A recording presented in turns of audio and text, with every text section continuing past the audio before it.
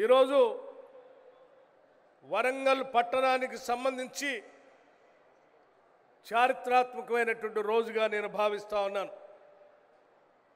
ఒక నగరానికి, ఒక పట్టణానికి దాదాపు 6,000 కోట్ల రూపాయలు శాంక్షన్ చేసి వాటికి సంబంధించినటువంటి పనుల్ని భూమి పూజ చేసుకునేటువంటి కార్యక్రమం, కొన్ని ప్రారంభోత్సవం చేసుకునేటువంటి కార్యక్రమం ఈరోజు రాష్ట్ర ముఖ్యమంత్రి వర్యుల చేతుల మీదుగా యావత్ రాష్ట్ర మంత్రి మండలి ఇక్కడ ఉండి చేసినటువంటి ఈ కార్యక్రమం బహుశా తెలంగాణ రాష్ట్ర చరిత్రలో ఒక పట్టణాన్ని మరో మహానగరంగా మార్చడానికి చేస్తున్నటువంటి ఒక పెద్ద ప్రక్రియలాగా మనమందరం ఈరోజు గమనిస్తూ ఉన్నాం.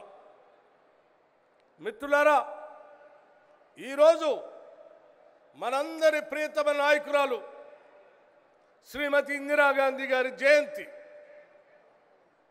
ఈ దేశంలో భూ సంస్కరణ తీసుకొని వచ్చి బ్యాంకులను జాతీయకరణం చేసి రాజభరణాలు రద్దు చేసి 20 సూత్రాల ఆర్థిక కార్యక్రమాన్ని తీసుకొని వచ్చి పేద బడుగు బలహీన వర్గాల ప్రజానికం కోసం పనిచేసినటువంటి భారతరత్న శ్రీమతి ఇందిరాగాంధీ గారు పుట్టినటువంటి రోజు.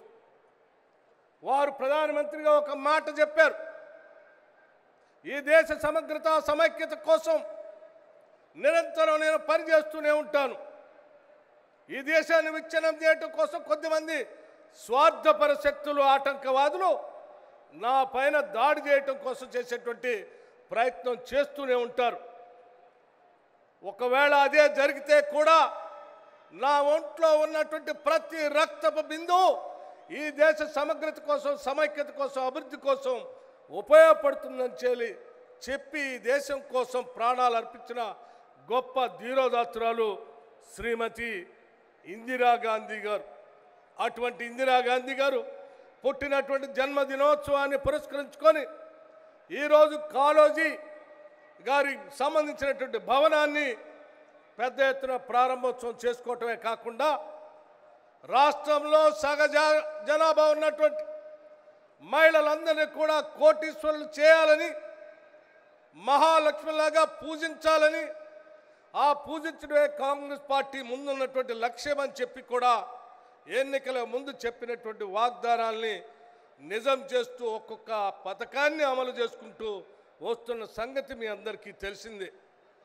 అది ఉచితంగా బస్సు రవాణా కావచ్చు, లేకపోతే దాదాపు 25,000 కోట్ల రూపాయలు ఒక సంవత్సరానికే వడ్డీ లేని రుణాలు ఇచ్చి రాబోయే 5 సంవత్సరాలలో 1,00,000 కోట్ల రూపాయలు మహిళలకి వడ్డీ లేని రుణాలు ఇవ్వాలనేటువంటి ఆలోచన కావచ్చు. ఇవన్నీ ఆనాటి గత కాంగ్రెస్ ప్రభుత్వం ఇందిరా క్రాంతి పథం అని చెప్పి రాష్ట్రంలో ఉన్నటువంటి మహిళలందరూ ఆర్థికంగా ఎదగాలనేటువంటి ఆలోచనతో ఆనాటి ఇందిరమ్మ ప్రభుత్వం ప్రవేశపెట్టినటువంటి పథకాన్ని కోరి కొట్లాడి తెచ్చుకున్న తెలంగాణ రాష్ట్రంలో బీఆర్ఎస్ ప్రభుత్వం మొత్తాన్ని వదిలేసి వడ్డీ లేని రుణాల్ని బంద్ చేసి మహిళా ఆర్థిక సాధికారం పూర్తిగా నిర్లక్ష్యం చేసి వదిలేస్తే ఈరోజు తిరిగి మీ అందరి ఆశీర్వచనంతో అధికారంలోకి వచ్చినటువంటి ఇందిరమ్మ ప్రభుత్వం ఆలోచన చేసింది, మళ్ళీ మహిళలందరినీ మహాలక్ష్మిగా చేయటం కోసం తిరిగి వడ్డీ లేని రుణాలు ఇద్దాం. అది సంవత్సరానికి 25,000 కోట్లు కావచ్చు, 5 సంవత్సరాలు 1,00,000 కోట్లైనా పర్వాలేదు, వాళ్ళ కోసం మనం చేసి నిలబడతాం. వాళ్ళ అభివృద్ధే ఈ రాష్ట్ర అభివృద్ధి అని ఆలోచన చేసి ముందుకు పోతున్నటువంటి సందర్భంలో ఏర్పాటు చేసినటువంటి సభ ఇది. మిత్రులారా, మీ అందరికీ తెలియదు కాదు, కేవలం వడ్డీ లేని రుణాలు ఇవ్వటం ఒక్కటే కాదు, వాళ్ళకి రుణాలు ఇచ్చినటువంటి ఆ డబ్బుతో వ్యాపారాలు కూడా చేపించాలనేటువంటి ఆలోచనతో ఈ రాష్ట్ర ముఖ్యమంత్రి గారు అనేక సందర్భాల్లో చర్చించి అంశాలని, ఆ సంబంధించినటువంటి అంశాలని కూడా విధానపరమైన నిర్ణయాలు తీసుకోవడం జరిగింది.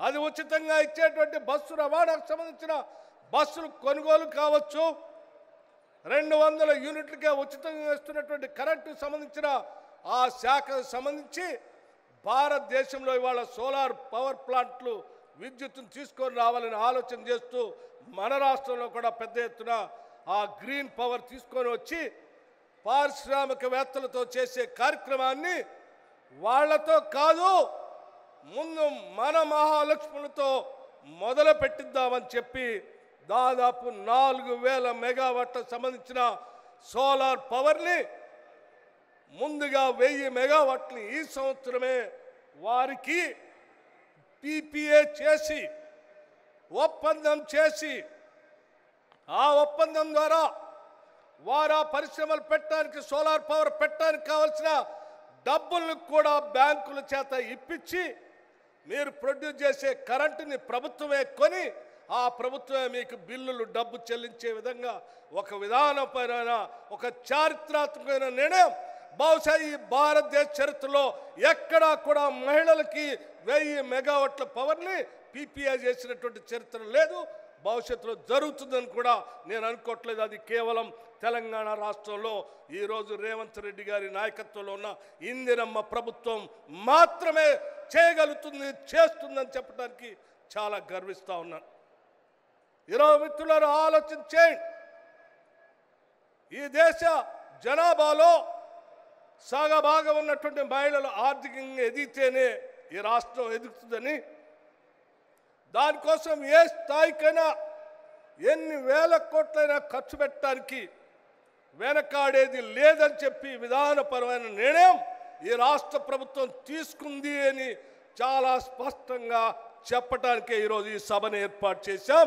ఈ సభ ద్వారా రాష్ట్రంలో ఉన్న మహిళలందరూ కూడా చెప్తా ఉన్నాం, ఈ ప్రభుత్వం మీది, ఈ ప్రభుత్వం మీది, మీరు ఏది కావాలనుకుంటే అది చేయడానికి రాష్ట్ర ప్రభుత్వం సిద్ధంగా ఉంది. ఎంత పెద్ద ఎత్తున ఖర్చు అయితే కూడా మీతో ఖర్చు పెట్టించడానికి రాష్ట్ర ప్రభుత్వం ద్వారా వడ్డీ లేని రుణాలు ఇవ్వడానికి రాష్ట్ర ప్రభుత్వం సిద్ధంగా ఉంది. ఆ సిద్ధంగా ఉంది కాబట్టే ధైర్యంగా ఈరోజు ఒక సంవత్సర కాలం పూర్తి చేసుకున్నటువంటి సందర్భంలో ఇక్కడ సభ పెట్టి ధైర్యంగా మేము చెప్పగలుగుతున్నాం. మాటలు చెప్పిపోవడానికి రాలేదు. గత ముఖ్యమంత్రి ఇదే వరంగల్ జిల్లాలో ఇక్కడికి వచ్చి కుర్చీ వేసుకొని జర్నలిస్ట్ సంబంధించిన కాలనీ కట్టిస్తాను, నేను తిరిగి నేను మళ్ళీ వస్తాను, నాకు దావత్ కూడా చేయాలా, నేనే కుర్చీ వేసుకొని కట్టిస్తా అని చెప్పి మాటలు చెప్పిపోయాడు. ఆయన కట్టించింది లేదు, కుర్చీ వేసుకున్నది లేదు, వీళ్ళు దావత్ ఇద్దామంటే మనిషి కనపడ్డది కూడా లేదు. కానీ మేము కేవలం ఎన్నికల సందర్భంలో రేవంత్ రెడ్డి గారు ఈ ఎన్నికల సందర్భంలో ఈ జిల్లాకు వచ్చి ఈ జిల్లాకు సంబంధించిన వరంగల్ పట్టణాన్ని నగరాన్ని మార్చడానికి కావాల్సిన నిధులు ఇస్తానని చెప్పి మాట ఇవ్వటమే కాకుండా కేవలం 6 నెలల్లోనే కాళోజీ కళాక్షేత్రానికి కావాల్సిన డబ్బులు రిలీజ్ చేసి కట్టించి ఈరోజు మీ అందరి ముందు ప్రారంభోత్సవం చేశారు. ఇది కాంగ్రెస్ ప్రభుత్వం యొక్క నిబద్ధత, ఈ ప్రభుత్వం యొక్క సంకల్పం అని సందర్భంగా మనం చేస్తూ ఉన్నాం. మిత్రులారా ఆలోచన చేయండి. ఈరోజు కోరి మన ప్రభుత్వాన్ని తెచ్చుకున్నాం, అన్నీ చేసుకుంటా ఒకదాని తర్వాత ఒకటి చేసుకుంటూ పోతా ఉన్నాం. ఒక ఆయన అడుగుతారు ఏందయ్యా ఇచ్చిందని, ఇచ్చిన ఎన్ని ఒక్కసారి చూస్తే నువ్వు కళ్ళు తిరిగి కింద పడతావు మిత్రమా. ఒక్కసారి మేము కేవలం 10 నెలల్లో ఇచ్చినటువంటి అంశాలన్నీ ఒకసారి చూసుకోండి. మీలాగా 3 ఎకరాల భూమనో ఇంటికో ఉద్యోగమనో చెప్పి మాయమాటలు చెప్పి మేము వదిలిపెట్టలేదు. పథకాలు చెప్పాం, చేయటమే కాకుండా వరంగల్ అంటేనే స్వేచ్ఛ, వరంగల్ అంటేనే భావ స్వేచ్ఛ, వరంగల్ అంటేనే అనేక భావజాలాలకి నిలయం. ఇక్కడ REC కావచ్చు, కాకతీయ యూనివర్సిటీ కావచ్చు, ప్రతి దగ్గర కూడా వారు భావ స్వేచ్ఛని స్వేచ్ఛగా మాట్లాడుకునేటువంటి స్వేచ్ఛని ఈనాటి ఇందిరమ్మ ప్రభుత్వం మనందరికీ ఇచ్చింది. అందుకే ఈరోజు నిటారుగా నిలబడి ఎవరు ఏది కావాలన్నా చెప్పుకునేటువంటి పరిస్థితి కల్పించడమే కాదు, స్వేచ్ఛగా మీ భావజాలాన్ని చెప్పుకోవడానికి కావాల్సిన వాతావరణాన్ని, ఇది ప్రజాప్రభుత్వం, ప్రజల ప్రభుత్వం, మీకోసమే పనిచేస్తుందనేటువంటి సందేశాన్ని ఇస్తూ ప్రజల కోసం నిరంతరం పనిచేస్తామని మీ అందరికీ తెలియజేస్తూ మీ భావాల్ని, భావ స్వేచ్ఛని, మీ ఆలోచనల్ని పొనికి పుచ్చుకొని ఆ ఆలోచనలకు అనుగుణంగా శ్రీమతి ఇందిరాగాంధీ గారి ఆలోచనల్ని, కాళోజీ గారి స్ఫూర్తిని, మీ అందరి ఆలోచనల్ని దీవెనగా తీసుకొని ముందుకు పోతామని చెప్పి మీ అందరికీ సవినయంగా నేను మనవి చేస్తూ మరొక్కసారి ఈ రాష్ట్రంలో ఉన్న యావత్ మహిళా సోదరిమణులందరికీ ఇది ఒక శుభదినం, మీకోసం మేము నిలబడి ఉంటామని చెప్పి మరొక్కసారి మీ అందరికీ మాటిస్తూ సెలవు తీసుకున్నాను. జై హింద్.